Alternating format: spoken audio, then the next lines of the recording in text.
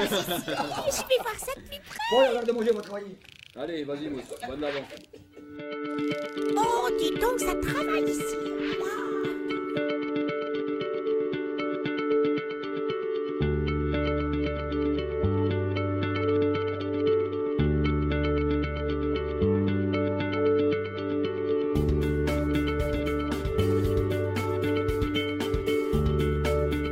Waouh, toutes ces lumières.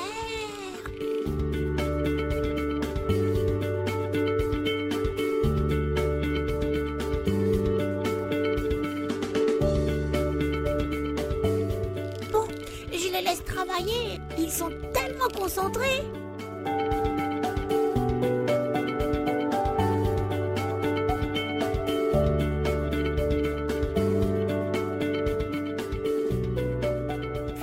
Eh bien, je peux enfin me reposer un peu ici. Les hommes sont moins fous. Ils aiment la nature et agissent pour la préserver. Ils appellent ça la RSE des entreprises, je crois. Reste, libellule. Avec toi? On sera heureux ensemble.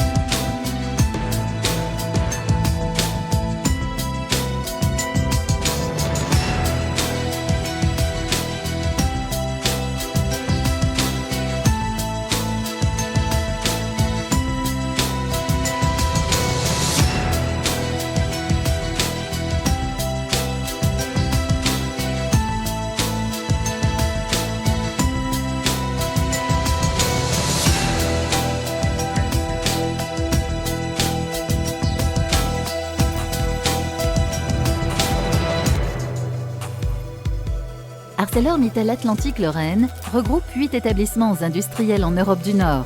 Dunkerque, usine à Bram en bord de mer compétitive et 7 sites finishing alimentés par les trains à chaud de Dunkerque et de Florange. Ces 8 sites forment un ensemble industriel cohérent dans la Business Division Nord. Année après année, ArcelorMittal Atlantique Lorraine s'affirme comme une entité industrielle de référence, reconnue pour ses résultats en santé, sécurité, environnement et qualité.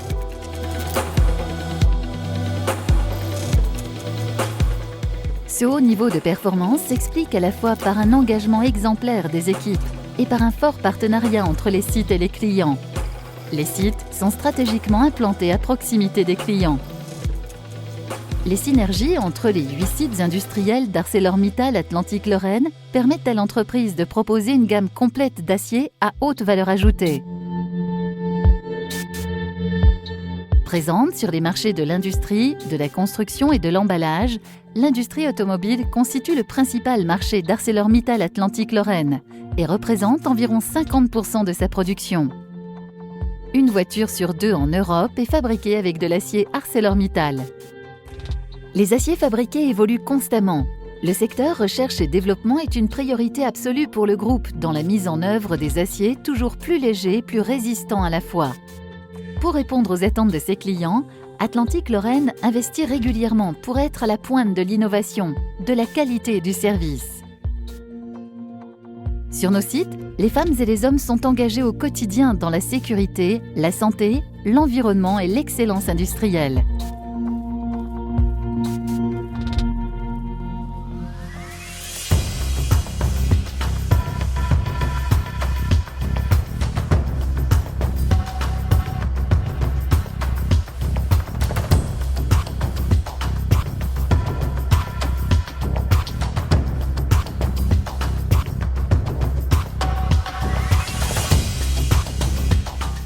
La fabrication de l'acier commence par le process à chaud. Cette phase consiste à fabriquer de la fonte, de la transformer en acier liquide, puis en bandes d'acier solide, découpées en brames. Ces brames vont ensuite être laminées pour devenir des bobines. Sur le site de Dunkerque, chaque jour, des milliers de tonnes de charbon et de minerais de fer arrivent par bateau, en provenance de toute la planète. Seulement 48 heures sont nécessaires pour extraire les 120 000 tonnes de matières premières des cales des navires.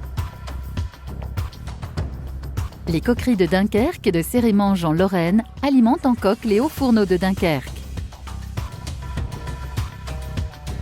La fabrication de la fonte nécessite un combustible, le coke. Pour cela, le charbon est enfourné puis chauffé à 1000 degrés dans l'un des fours des coqueries. Ensuite, le coke est défourné, refroidi brutalement sous des tours d'extinction, puis acheminé vers les hauts fourneaux. Le minerai de fer fin subit lui aussi des transformations. Homogénéisé puis malaxé, il cuit dans les chaînes d'agglomération et enfin concassé pour devenir de l'aggloméré. Cet aggloméré est ensuite refroidi. À cette étape, un système de captation des poussières et de la chaleur dégagée a été mis en place. La chaleur récupérée permet d'alimenter en grande partie le réseau de chauffage urbain de Dunkerque. Avec sa tour de plus de 90 mètres de haut, le HF4 est l'un des plus grands hauts fourneaux d'Europe. Portées à 2000 degrés, les matières descendent progressivement vers la base du haut fourneau, le plancher de coulée. Chaque étape du process est parfaitement maîtrisée par les équipes. La puissance des ordinateurs permettrait d'assurer le lancement de la fusée Ariane. La fonte est alors transportée dans des poches tonneaux dans lesquelles la température est maintenue à 1500 degrés. Dans un convertisseur, la fonte est transformée en acier par soufflage à l'oxygène pour éliminer le carbone.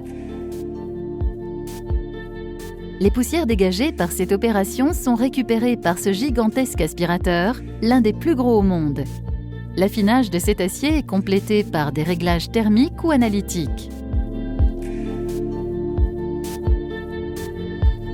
Enfin, l'acier liquide est refroidi dans des coulées continues, puis coupé par chalumeau en brames parallépipèdes d'environ 20 tonnes. Une fois cette étape terminée, les brames vont être envoyées vers les trains continus à chaud. Sur les trains continus à chaud de Florange ou de Dunkerque, les brames sont réchauffées à 1200 degrés pour être laminées dans des cages dégrossisseuses et finisseuses et enfin transformées en coils dans des bobineuses. Ces coils vont ensuite être soumis à différents traitements selon la demande des clients pour devenir des aciers de haute qualité.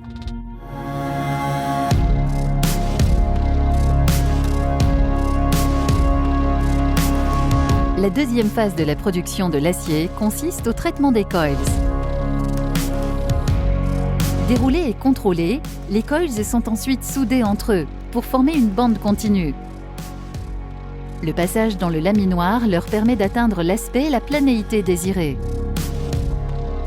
En fonction des besoins de ses clients, ArcelorMittal Atlantic Lorraine procède ensuite à différents types de traitements sur l'acier, qui peut être galvanisé, électrozingué ou encore étamé pour répondre à l'ensemble de ces marchés.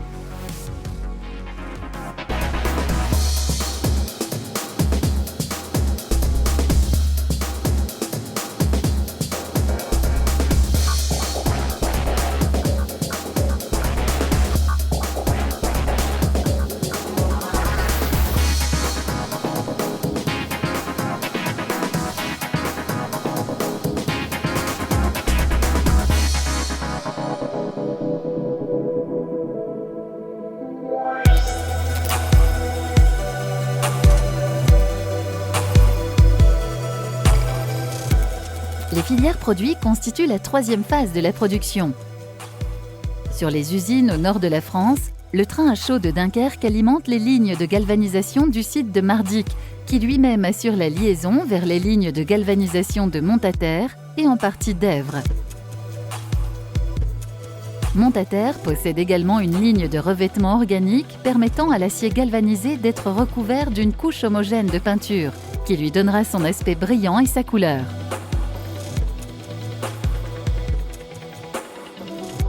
Le train à chaud de Florange alimente la ligne de galvanisation de son site et celle de Mouzon et du Delange. Les lignes de galvanisation développent des aciers pour pièces visibles et pièces de structure auto, ainsi que pour le marché de l'industrie. Grâce aux spécificités et au savoir-faire de ces sites, les aciers réalisés par l'entité ArcelorMittal Atlantique-Lorraine font référence dans le monde de la sidérurgie et constituent des marques déposées et brevetées.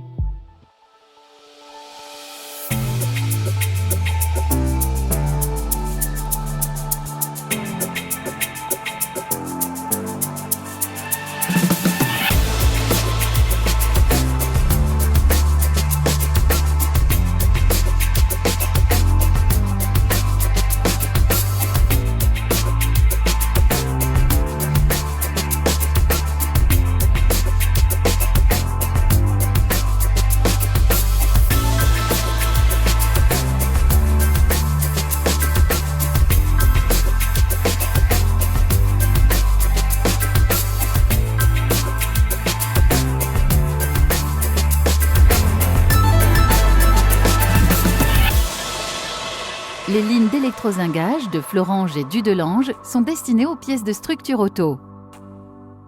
Dudelange fournit également le marché de l'industrie dans les secteurs aussi variés que l'électroménager, l'électronique, le mobilier métallique.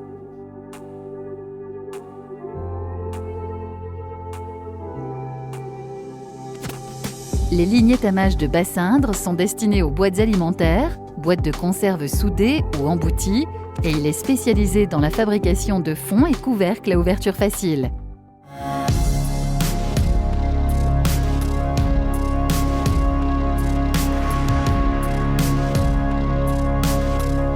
Grâce à un service logistique très performant, les bobines revêtues sont expédiées chez les clients par train, bateau ou camion partout dans le monde.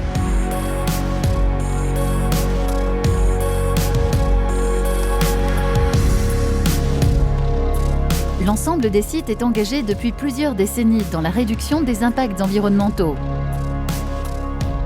Ainsi, par exemple, lors de la dernière décennie, les émissions sur le site de Dunkerque ont été réduites de 20 à 30% selon la nature des polluants, alors même que la production a augmenté.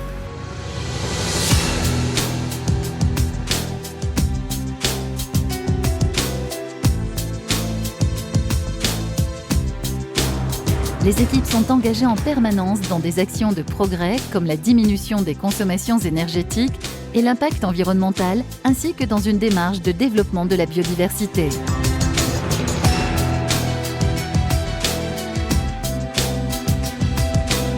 ArcelorMittal Atlantique-Lorraine produit des aciers sûrs et durables.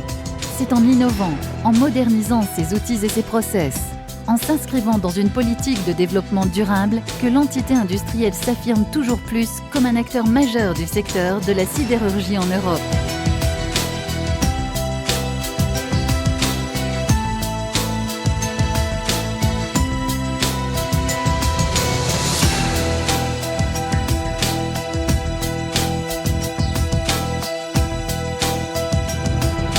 ArcelorMittal Atlantique-Lorraine prépare son futur dès aujourd'hui.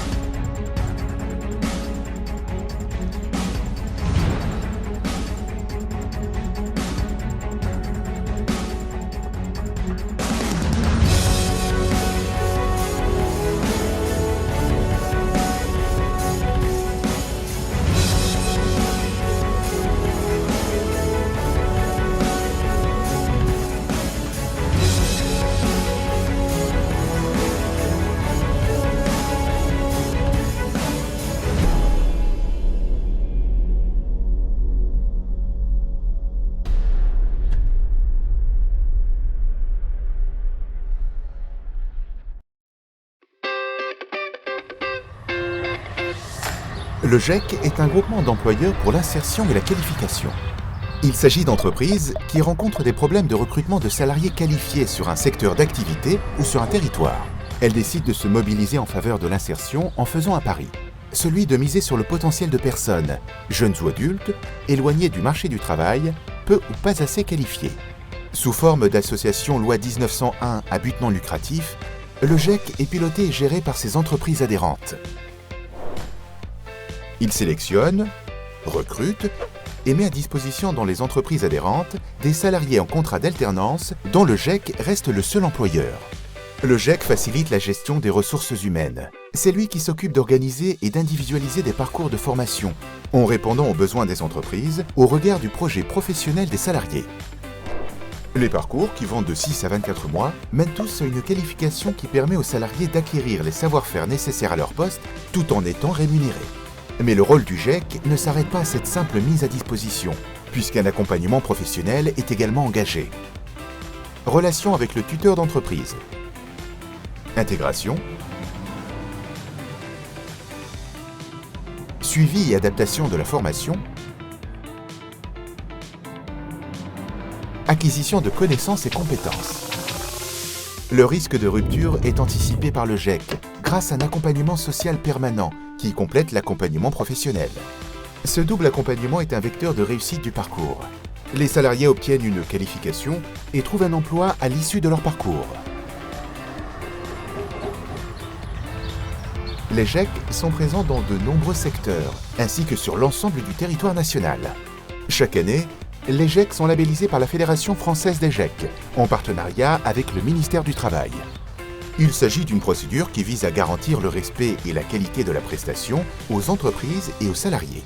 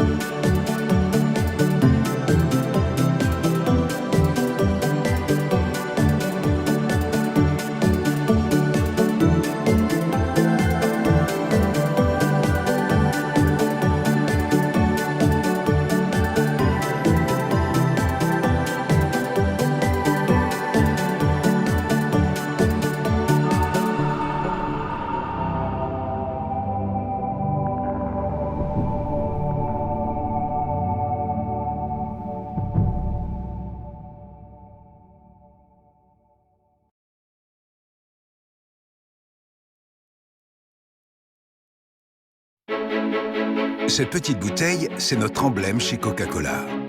Et elle a beaucoup de choses à nous apprendre. D'abord, elle vient d'une de nos usines françaises, comme 90% des bouteilles de Coca-Cola consommées en France. Et ça, tout le monde ne le sait pas. Le sucre utilisé est issu de l'agriculture de nos régions. Du sucre de betterave extrait dans les sucreries de Téréos. Et ça non plus, personne ne le sait. En fait, cette bouteille, c'est toute une histoire. L'histoire d'une collaboration entre deux grandes entreprises, Coca-Cola et Téréos. Deux entreprises responsables et exigeantes. Avec un objectif commun, favoriser la production locale et privilégier le circuit court. Et tout ça se passe dans le nord de la France. Depuis 100 ans, ça commence toujours dans les champs. Les betteraves sont cultivées avec passion par des agriculteurs français, puis livrées à la sucrerie Téréos la plus proche. En moyenne, 34 km seulement séparent le champ de production de l'usine. Une fois produit, le sucre est ensuite livré à l'usine Coca-Cola de Dunkerque, qui est, elle aussi, située dans le nord de la France, à moins d'1 heure de route. C'est ça les circuits courts. Moins de transport, moins de CO2 dans l'air et au plus près du consommateur. Finalement, cette bouteille, c'est aussi un beau symbole d'engagement et de responsabilité partagée. Des agriculteurs français, des usines et des salariés au cœur de nos régions, un embouteillage local. C'est ça, le Coca-Cola Made in France.